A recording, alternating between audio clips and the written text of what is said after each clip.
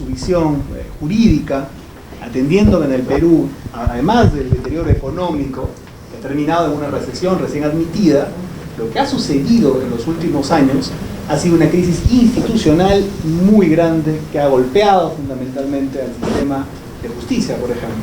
Seguramente sobre esto y otros tópicos Iván también nos ilustrará. Muchas gracias por estar presente. Adelante, fuertes palmas para él, por favor. Disculpen que use el micro, pero están grabando y me dijeron que tenía que usar el micro porque por lo general un ambiente pequeño permite hablar sin el micrófono, así que solamente para esos efectos. Yo quiero iniciar esto saludando la iniciativa de Enrique Valderrama de propiciar estos encuentros académicos, políticos, técnicos, con la finalidad de plantear y dejar en blanco y negro algunas perspectivas, algunas visiones nacionales, algunas visiones que permita rescatar, salvar al país de la crisis en que se encuentra.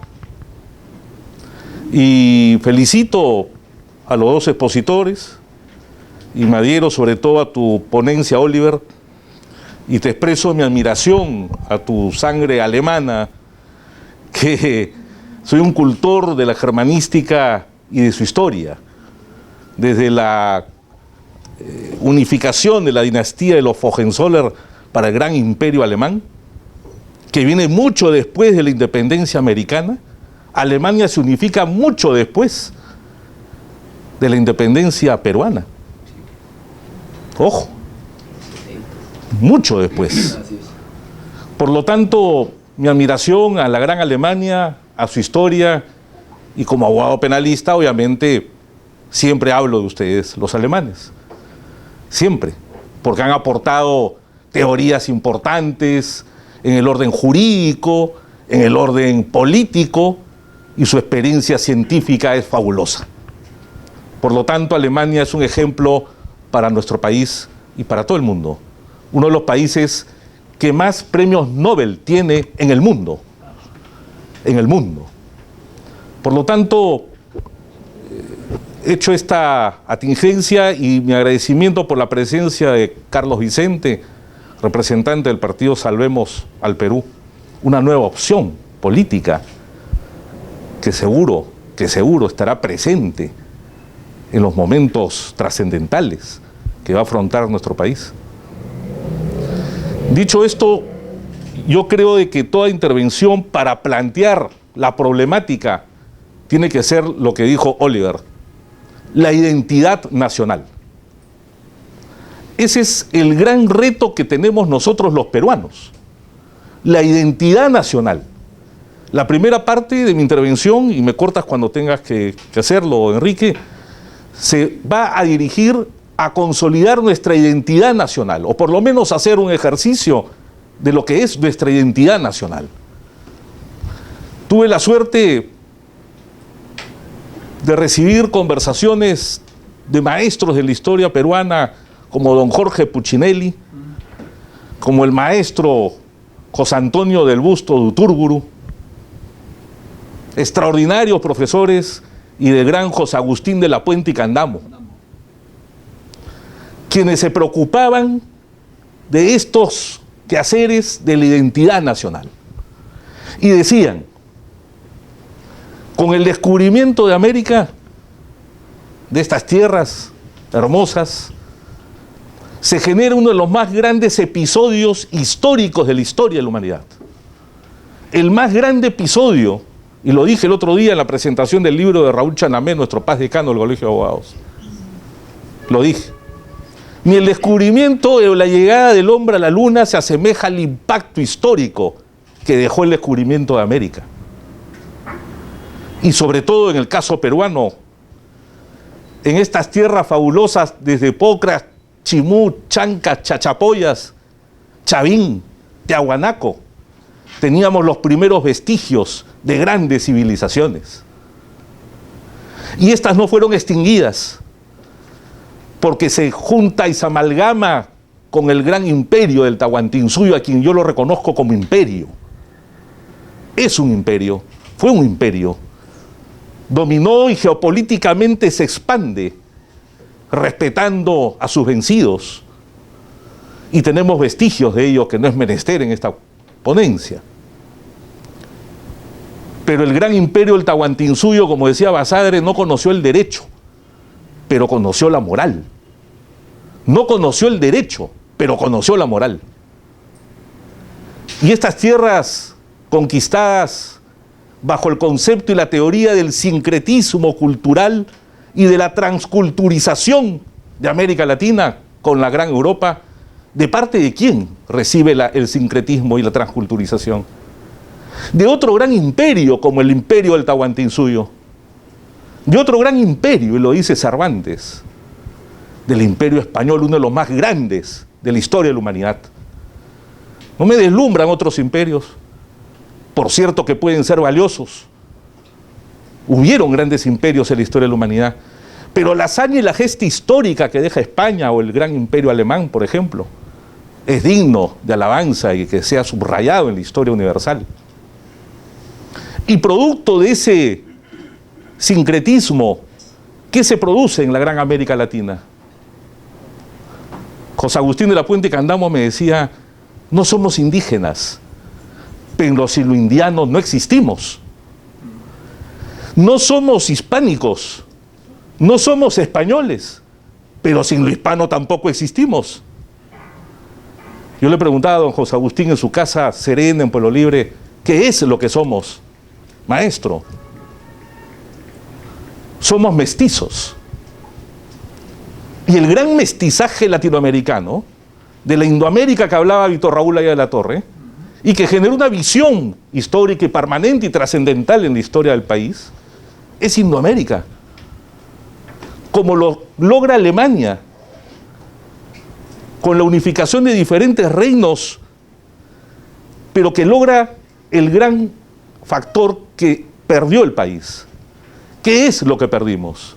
La raza histórica. Y no raza por color de piel o por forma de hablar, sino que la raza histórica, como decía Basadre o Porras Barrenechea, la raza histórica en el factor cultural del mestizo peruano. Tenemos una diversidad racial, sí, claro, pero todos somos mestizos. No existe el blanco puro en el Perú, ni la cultura blanca en el Perú. No existe la cultura negra en el Perú. Existe la cultura negra mestiza en el Perú.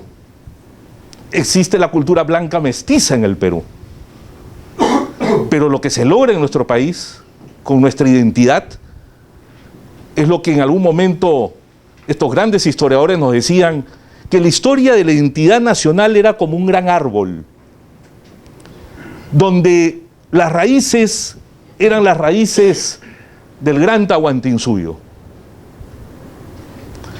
de tierra fértil, de fructífera savia, y que va a alimentar un gran tronco, que es el mestizaje, y con un follaje de ese árbol como ejemplo, con problemas de crecimiento, contaminado, y un follaje totalmente deteriorado, y que cada vez más se ha ido deteriorando.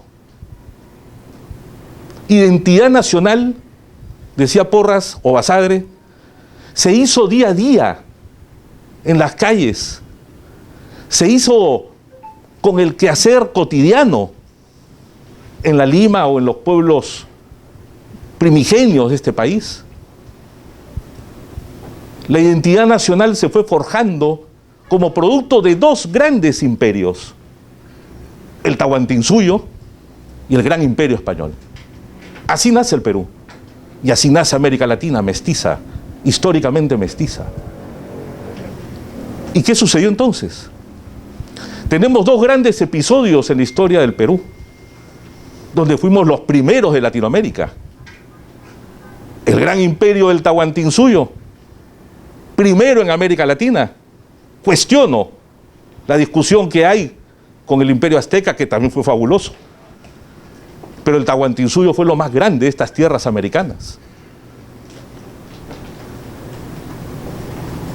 Y somos primeros en América, potencia en América, Abastecemos en el virreinato como potencia americana. Somos potencia en América como virreinato. El principal virreinato se encontraba en el Perú. Y abastecemos a la Europa continental de todas nuestras riquezas. Y se traslada mestiza cultura y se traslada todos los acontecimientos de la gran Europa. ¿A dónde? Al Perú. La moda, el arte, la ciencia, las primeras universidades, los primeros abogados, los primeros médicos estuvieron aquí. Mientras que en otros sitios de apaches estaban haciendo masacres humanas. El Perú se forja en ese sincretismo cultural. Sincretismo que nos da potencia histórica y potencia cultural. Potencia hemos sido. Tenemos absolutamente todo. Ningún país del mundo podría tener más riqueza que nuestro país. ¿Qué fue lo que sucedió? El personaje Zabalita de Vargas Llosa. ¿Cuándo se jodió el Perú? ¿Cuándo se jodió el Perú? Lo parafraseo literalmente de la obra del gran Mario Vargas Llosa. ¿Cuándo? ¿Qué fue lo que sucedió? ¿Por qué de ser potencia tahuantinsuyana y ser potencia virreinal? ¿Por qué estamos así? Fueron 300 años de esplendor como virreinato, con todos sus problemas sociales y los cambios de dinastías que finalmente son los Borbones los que dominan el gran imperio español y trasladan todos sus problemas y vicios a América Latina. Pero ¿dónde está el problema? ¿Dónde surgió el problema? ¿En la sociedad peruana? ¿La sociedad es la que generó el problema? ¿El hombre de a pie genera el problema? ¿Quién le debe las respuestas al país finalmente? La clase política. La clase política es la que debe respuestas al país y debe dar muchas satisfacciones al país y grandes explicaciones al país. No fue el hombre de a pie, no fuimos nosotros. El sistema político colapsó y fracasó. Y bajo el sistema democrático que tenemos de representación, ¿quién nos representa en el Congreso Nacional? ¿Alguien se siente representado en el Congreso? Al menos yo no. ¿Alguien representa a los gremios de las corporaciones agrarias, de las corporaciones pesqueras? ¿Alguien representa a las corporaciones mineras, a las corporaciones del turismo? ¿Alguien representa a los grandes ejes y sectores de la producción nacional? ¿O es que el Congreso es simplemente un cúmulo de lobbies comerciales y de negocios? ¿Qué hacemos entonces? ¿Cómo planteamos esto? El problema de la corrupción, como bien dice Oliver, un problema que está enquistado. De la aristocracia, el gobierno del Aristos, del intelecto, pasamos a la Plutos, el gobierno del dinero. Y de la Plutos pasamos a la Cleptos, el gobierno del robo. El gobierno del ladrón. Donde todos quieren entrar a la clase política y ser protagonistas de la historia. Simplemente por negocios. ¿Cómo cambiamos esto? Y en todo caso, ¿qué hacer con las actividades estratégicas que tiene nuestro país? ¿Cómo logramos volver a ser potencias como lo fuimos en el Gran Tahuantinsuyo y en la época virreinal? Podríamos afirmar de que hemos tenido episodios económicos importantes, ¿sí? La reactivación económica de los 90, los 2000, es posible, claro que sí.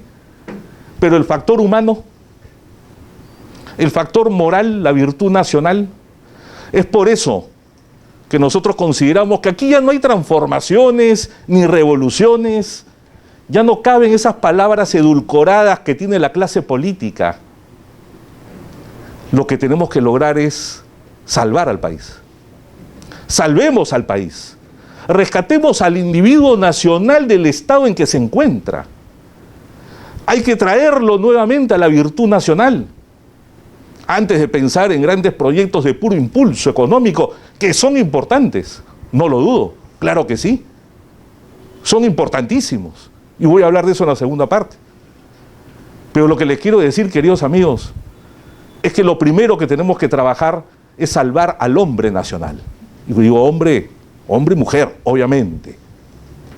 Salvemos la identidad nacional, salvemos el destino nacional, recuperemos el bien común nacional, la comunidad de intereses patrióticos que solamente lo da la identidad nacional, que dijo Oliver, citando a Alberti.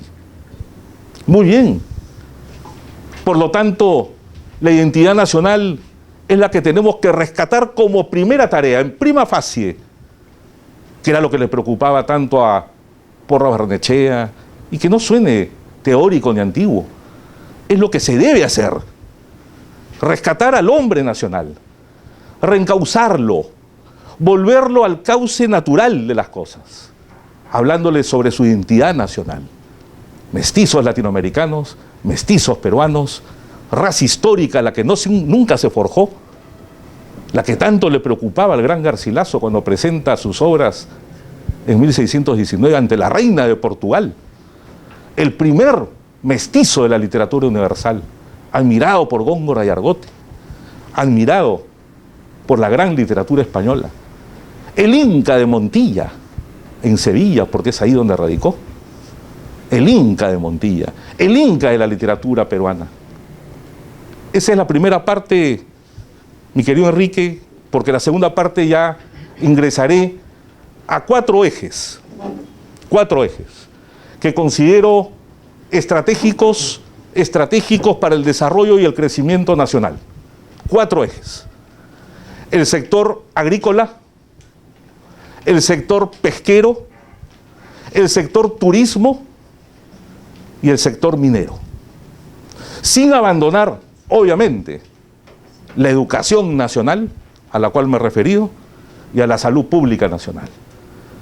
Pero si nos queremos organizar bien y ordenar bien, tendrá que ser esos 4 ejes que vamos a desarrollar y que me voy a permitir dar algunos datos sobre estos 4 ejes fundamentales para la estrategia del crecimiento y el desarrollo económico, y que genere una estabilidad de gobernabilidad y que genere, obviamente, una sostenibilidad de gestión. Y todo esto en base a impulsos empresariales nada más. 4 ejes en base a solo impulsos empresariales. No. En base a una cosmovisión de destino país. En base a un plan proyectado hacia el futuro, como la doctrina Portales en Chile, o como el documento de seguridad nacional de los Estados Unidos de tendencias hemisféricas, donde ellos analizan la geopolítica del gran imperio de los Estados Unidos a 30, 40 años adelante. ¿Y eso cómo se resume? Lo dijo Oliver: inteligencia. Inteligencia estratégica de buen gobierno, inteligencia estratégica de gobernabilidad. Eso es. El país ha tenido impulsos políticos y empresariales, sin duda altamente rentables y favorables al país, que generó fuente de empleo. Por supuesto, eso es innegable. Pero ¿dónde está la ruta del país a 30 o 25 años? ¿Por qué ningún gobierno puede haber planteado un destino común? Un destino hacia lo universal con 30, 40, 50 años de proyección. Nuestras Fuerzas Armadas lo tienen. Nuestras Fuerzas Armadas lo conocen. Saben cómo hacerlo. Porque las Fuerzas Armadas tienen un planeamiento estratégico importante. Una cosa es ser táctico y otra cosa es ser estratégico. Por eso que la inteligencia estratégica nos tiene que determinar la ruta y el camino a seguir para poder marcar un camino que nos permita una geopolítica en todo ámbito de cosas hacia un destino fundamental. Ahí lo dejo, mi querido Enrique. Gracias.